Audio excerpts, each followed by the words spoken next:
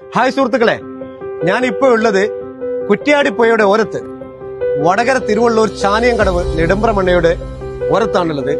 ഓരം 2025 എന്ന ഭിന്നശേഷിക്കാരുടെ ഒരു ക്യാമ്പ് നടക്കുകയാണ് ഇവിടെ. അതിഗംഭീരമായ പരിപാടി ഇവിടെ നടന്നുകൊണ്ടിരിക്കുന്നത്.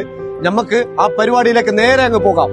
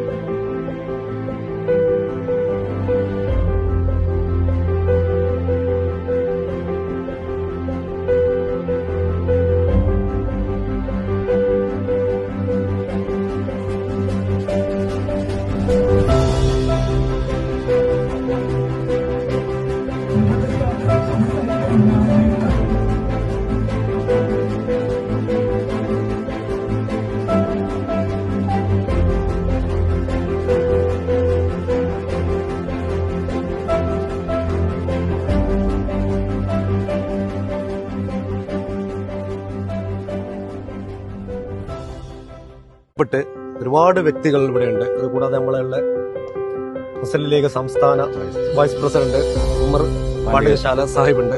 സാഹിബ്, അൽഹംദുലില്ലാ, വളരെ സന്തോഷവും അഭിമാനവും തോന്നിയ ഒരു ചടങ്ങിൽ ചെയർമാനും തിരുവള്ളൂർ ഗ്രാമപഞ്ചായത്ത് പ്രസിഡന്റ് കൂടിയായ ഹാജറ മേഡം. പ്രിയപ്പെട്ടവരെ, തിരുവള്ളൂർ നെടുമ്പ്രമണ്ണ ഞാൻ പ്രതിനിധാനം ചെയ്യുന്ന എന്റെ വാർഡാണ്.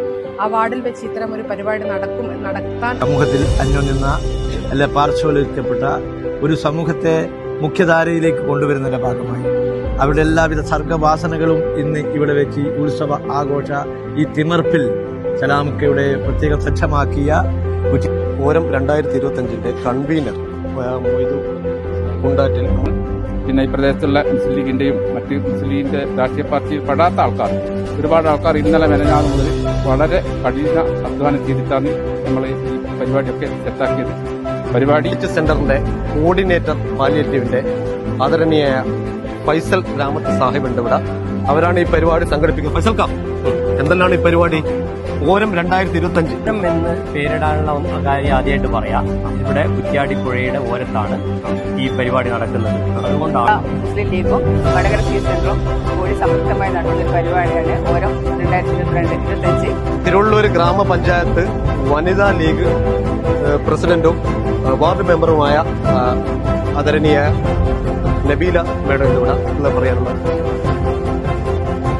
വളരെ സന്തോഷവും അതിലേറെ അഭിമാനവുമായ ഒരു നിമിഷത്തിലാണ് നാം എല്ലാവരും. തിരുവള്ളൂര് പഞ്ചായത്ത് വനിതാ ലീഗ് സെക്രട്ടറിയും CH സെന്റർ വനിതാ വിംഗ് സെക്രട്ടറി കൺവീനറുമായ റസിയ മേഡമുണ്ട്.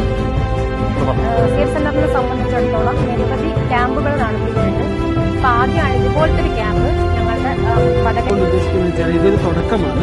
ഇതുപോലെ തന്നെ നമ്മൾ ഉദ്ദേശിക്കുന്നത് ഇതിനു ശേഷം ഈ കുട്ടികളെല്ലാം പിന്നെ ഒരു പുതിയൊരു സംരംഭത്തിലേക്ക് കൊണ്ടുവരണം. അതാണ് നമ്മൾ ഉദ്ദേശിക്കുന്നത്.